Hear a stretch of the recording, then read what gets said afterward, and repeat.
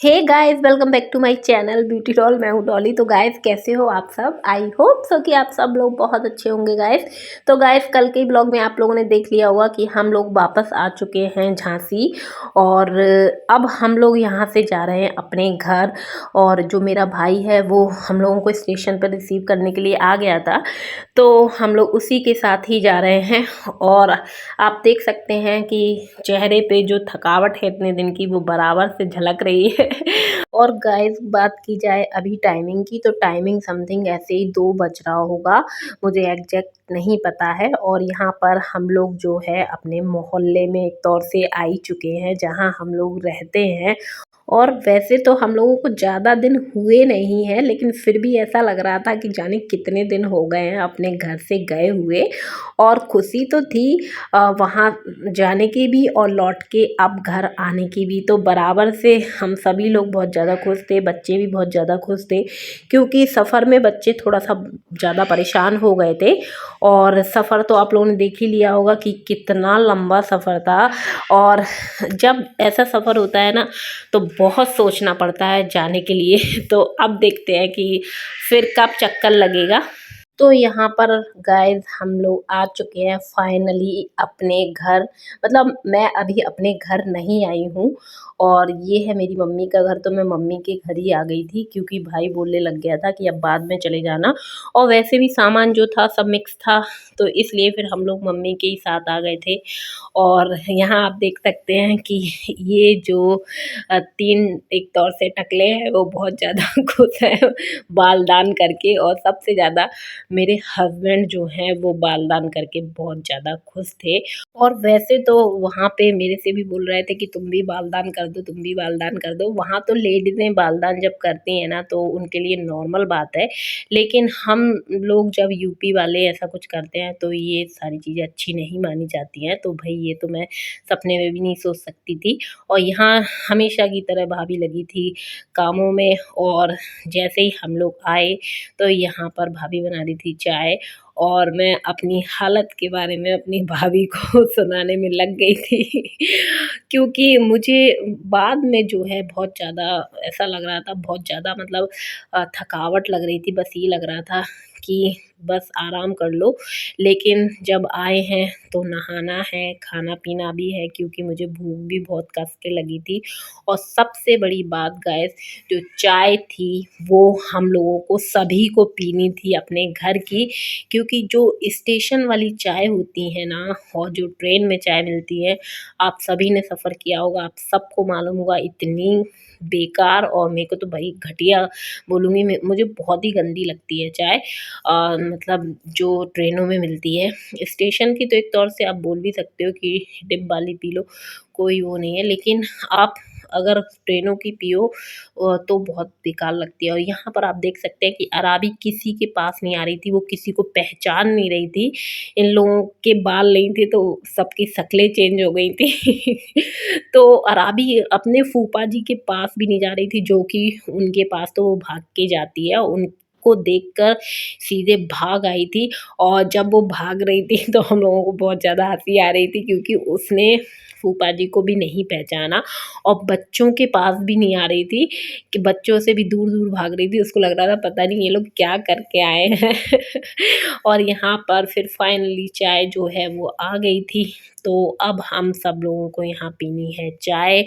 और वैसे भी आप लोग अगर मेरे ब्लॉग जो है वो फॉलो करते होगे तो आप सबको मालूम होगा कि मैं बहुत ज़्यादा चाय लवर हूँ, मुझे चाय पीना बहुत ज़्यादा पसंद है। तो एक तौर से भाई घर की चाय इतने दिन बाद मिल रही थी, तो मन को एक तौर से बहुत ज़्यादा तसल्ली सी हुई।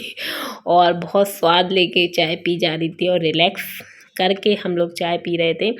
और मैंने यही बोला कि मैं चाय पी के थोड़ा सा रिलैक्स कर लूँ, उसके बाद जो है मैं नहाऊंगी और फिर खाना खाऊंगी।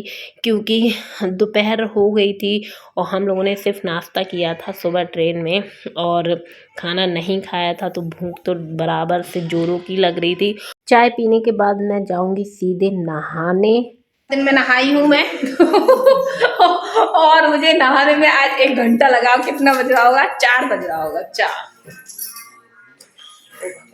पूरा तिरुपति का धूल मिट्टी, पूरी धूल मिट्टी हम लोगों ने निकाल दी है। अब भाई लग रही है भूख, अब खाएंगे खाना। सबने नहा लिया, स्पेशल खाना। तुम्हें तो खाना जरूरी है। तो यहाँ पर गए, सबने नहाने के बाद सीधे सब लोग टूट पड़े थे खाने पे, क्योंकि जैसे कि मैंने पहले भी कहा भूख लगी थी जोरों से, 4 बज चुका था और बहुत ही स्पेशल खाना भाभी ने बनाया था।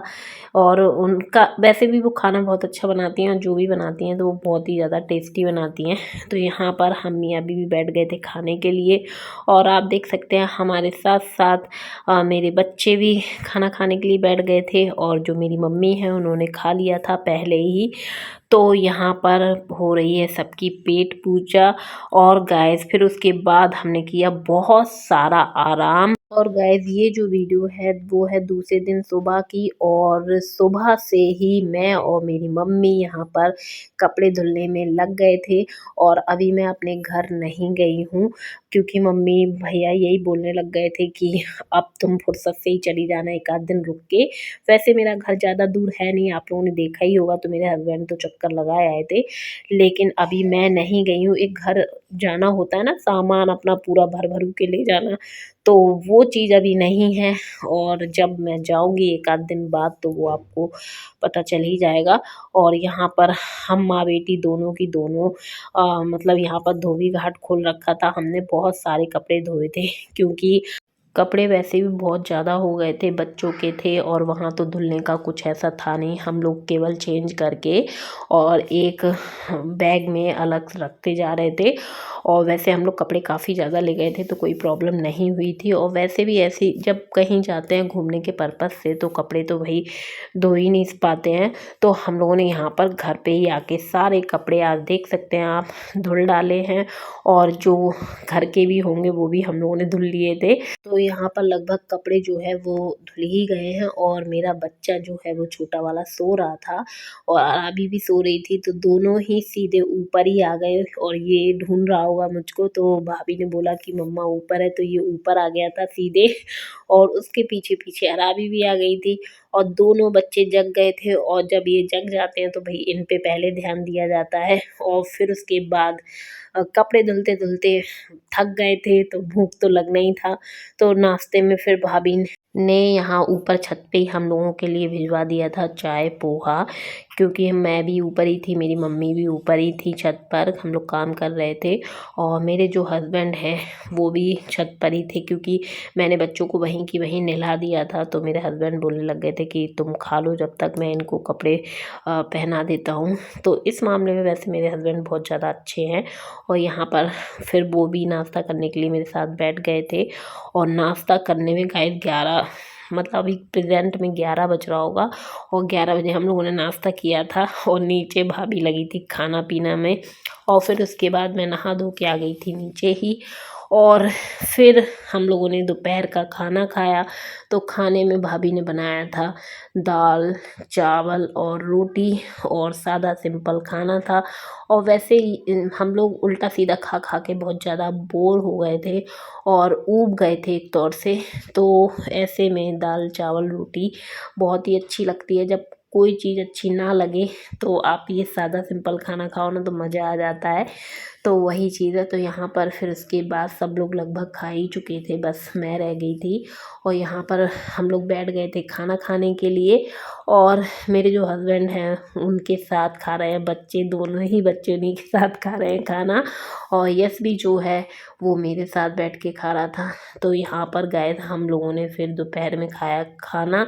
और गाइस कल का ब्लॉग जो है वो बिल्कुल भी देखना मत भूलिएगा, क्योंकि कल जो है मैं आपको बताऊंगी कि तिरुपति बालाजी में जो स्पेशल प्रसाद मिलता है वो क्या है और कैसे मिलता है, वो आपको आगे की जो नेक्स्ट वीडियो आएगा उसमें देखने को मिलेगा। तो गाइज़ आप वीडियो का वेट करिएगा।